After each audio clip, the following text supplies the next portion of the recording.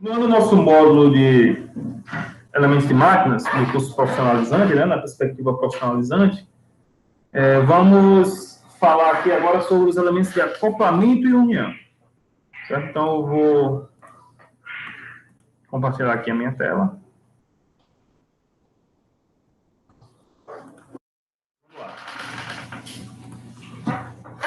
Então, essa aula ela tem a função, ela destina a ser o estudo preliminar e trivial também, dos principais elementos de acoplamento e união, tal como trava, chaveta, anel elástico, pinos e freios. Então, as travas são uniões roscadas. As uniões roscadas são submetidas a vibrações e podem se soltar por essa razão. Para evitar isso, colocam-se travas e arruelas nas porcas ou parafusos, né? Então, justamente essas travas aqui, por exemplo, aqui a gente tem uma porca-castelo, ó, com trava aqui, ó, por cupilha. Tá vendo? E também a gente tem algumas travas, ó, que a gente coloca como se fosse uma arruela, que a gente trava a peça. Ó. Ele tem essa hastezinha aqui, ó, que a gente consegue travar dando uma martelada. Certo? Tudo isso aqui são elementos de travas.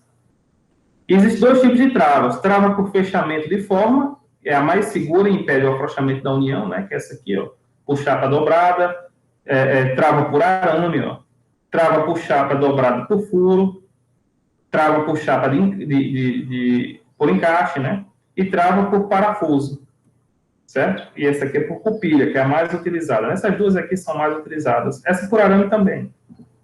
Certo? E trava por fechamento de força, que essa trava estabelece uma força de compressão entre as peças, o que aumenta o atrito e dificulta o afrouxamento da união, mas não impede totalmente a soltura, né? Então, você tem essa arruela elástica, que a gente já estudou, certo? A gente estudou com uma arruela de pressão, né? Essa arruela dentada, que também a gente já estudou, certo? Essa espiral, contraporca, a gente já estudou, certo? Semiporca adesiva, né?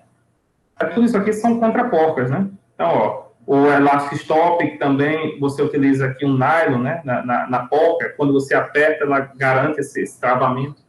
Bastante comum também a utilização desse elástico stop. Chaveta. Chaveta é um corpo prismático que pode ter faces paralelas ou inclinadas em função da grandeza do esforço do tipo de movimento que deve transmitir. É construído normalmente de aço. A união com chaveta é um tipo de união desmontável que permite às árvores transmitir seus movimentos aos outros órgãos, tais como engrenagens ou polias. Então, a chaveta ela tem uma função importantíssima na mecânica, porque ela é o nosso fusível mecânico, certo? Ou seja, se caso eu tiver uma sobrecarga de torque, ao invés de eu quebrar os dentes da minha engrenagem, vamos dizer assim, que está encaixada no eixo, eu quebro a chaveta, certo? E o meu eixo fica rodando seco, né? Certo? E a minha engrenagem parada. Aí eu troco a chaveta, coloco o outro e ele transmite o movimento. Então ele serve como um fusível mecânico. Importante vocês lembrarem disso aí. Então, você tem a chaveta de cunha, empregada para unir elementos de máquinas que devem girar, podem ser com cabeça ou sem cabeça, para facilitar sua montagem e desmontagem. Sua inclinação é de 1 para 100, o que permite um ajuste firme nas partes, né? Então, existe uma norma que trata disso aí.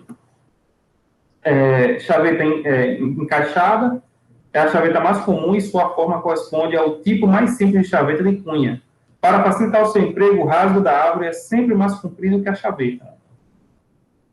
Chaveta meia cana, sua base é côncava, sua inclinação é de 1 para 100, com ou sem cabeça. Não é necessário rasgo na árvore, pois transmite o movimento por efeito de atrito. De forma que, quando o esforço no elemento conduzido é muito grande, a chaveta desliza sobre a árvore. Ou seja, ele é usado para um determinado torque. Se há um aumento desse torque, ele desliza. E o eixo roda no seco, né? Certo? Não transmite o movimento. Chaveta plana é similar à chaveta encaixada, tendo, porém, no lugar de um rasgo na árvore, um rebaixo plano.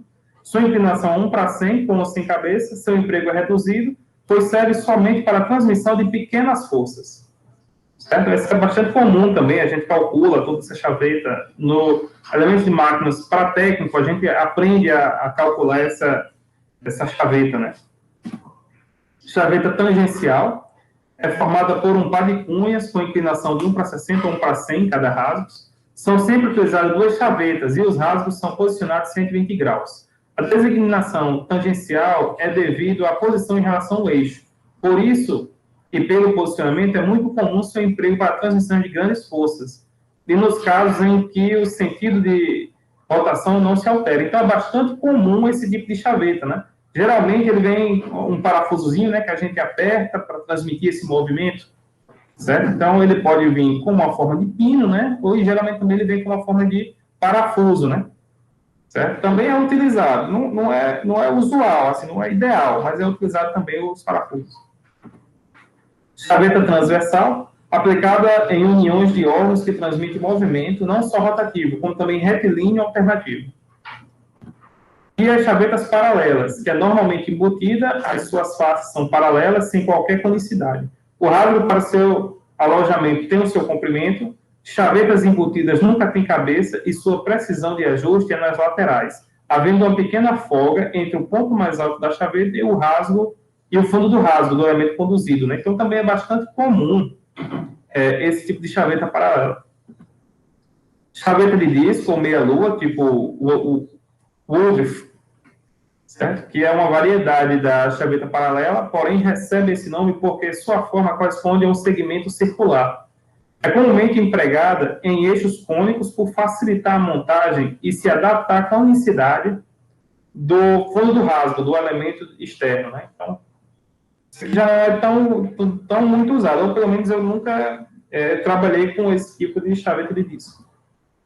Anel elástico, certo? É um elemento usado para impedir o deslocamento axial, posicionar ou limitar o curso de uma peça deslizante sobre o eixo, conhecido também como anel de retenção, de trava ou de segurança, fabricado de aço parabolas, em a forma de anel incompleto, que se aloja em um canal circular, construído conforme a normalização. Então, aqui nós temos o que a gente chama de presilha, né? É esse anel elástico. Então, ele impede, por exemplo, ele é muito usual próximo a rolamentos, a elementos de vedação, porque ele impede esse movimento axial, né? Esse deslocamento axial. Então, coloca uma presilha aqui, um anel elástico, para evitar que haja esse movimento axial.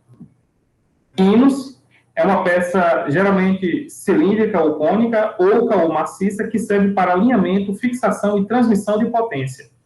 Os pinos se diferenciam por suas características de utilização, forma, tolerância dimensional, acabamento superficial, material e tratamento térmico, né? Fazendo uma alusão aqui direto aos pinos lá da biela com o pistão. Certo? Ali você tem um exemplo muito comum desses pinos e a transmissão de potência e movimento, né? Os tipos de pino, você tem pinos cilíndricos paralelos, certo? Então é feito de aço prata, né? Então esse aço prata quer dizer que ele é feito de aço com adição do elemento prata, é bastante utilizado também em motores a combustão interna. Ou similar, e é temperado, revenido e retificado. Pode resistir a grandes esforços transversais e é usado em diversas montagens, geralmente associado a parafusos e prisioneiros. Pode ser liso com furos para cupilha, com cabeça e furos para cupilha, com cabeça provida de ressalto para evitar o giro, com ponta roscada e cabeça, né? Então, aqui estão os principais tipos de pinos aqui paralelos. O pino de segurança é usado em máquinas e ferramentas como pino de cisalhamento, isto é, em caso de sobrecarga, esse pino se rompe, para que não quebre o componente de maior importância, né? Então, também aqui ele tem a mesma ideia de uma chaveta, certo? É um fusível. Pino de união tem função secundária como em dobradiça para caixas metálicas e móveis. Pino cônico, feito geralmente de aço prata, é temperado ou não é retificado. Tem por diâmetro nominal, diâmetro menor, para que se use a broca com essa medida antes de calibrar o alargador.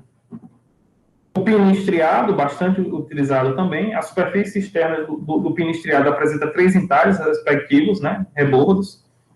A forma e o comprimento do detalhe determina o tipo de pino. O uso deste pino dispensa o acabamento e a precisão do furo alargado, né? Então, justamente, você entra com esse pino aqui, ó, ele tem essas estrias, porque quando você coloca ele por interferência, ele tende a abrir, aumentando o atrito e dificultando a saída do pino.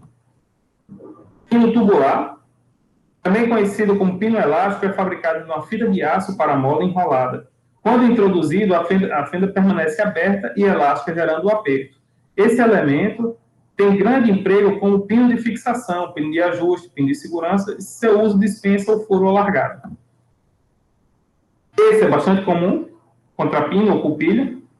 Trata-se de um arame de seção semicircular dobrado de tal forma a obter-se um corpo cilíndrico e uma cabeça. A cupilha é usada principalmente para travar porcas castelos, né? A gente viu lá na parte de travas, de porcas, certo? Também é utilizado em correntes.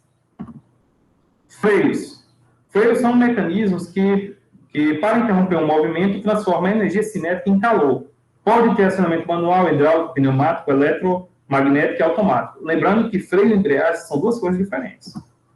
Então, os tipos de freios. Freios por duas sapatas, então eu coloco aqui tem duas sapatas, e quando eu aciono essa alavanca, eu uno essas duas articulações, ó, certo?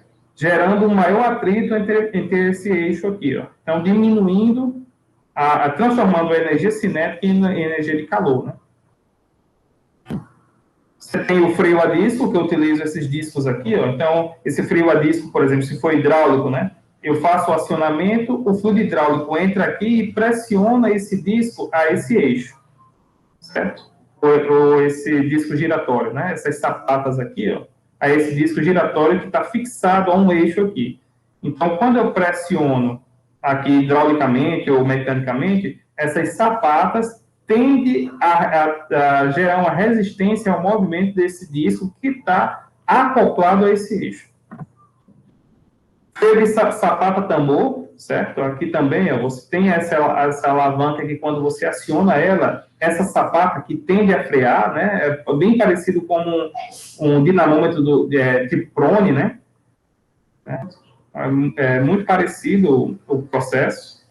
Então, eu vou apertando aqui e ele vai freando, certo? A partir dessa alavanca. Sapatas internas, isso aqui é bastante comum em moto, né? Então, você aperta aqui, ela gera uma força centrífuga, né? E ela vai freando, né? É um freio em duas sapatas curvas, são forçadas para fora, contra o interior da borda de um tambor giratório. Então, tem um tambor aqui, ó. Quando eu aciono esse cilindro hidráulico, ele pressiona essas sapatas para fora, certo? Freando esse eixo aqui. O freio multidisco compõe-se de vários discos de atrito intercalados em disco de aço. Os discos de aço giram em um eixo entalhado e os discos de atrito são fixados por pinos. O freio atua por compressão axial dos discos. E o freio centrífugo, que é um freio onde a sapata atua na parte interna de um tambor, pela ação da força centrífuga contra a ação de molas lamelares, né? Então, tem aqui as molas, e a sapata, pela força centrífuga, ela tende a sair e frear.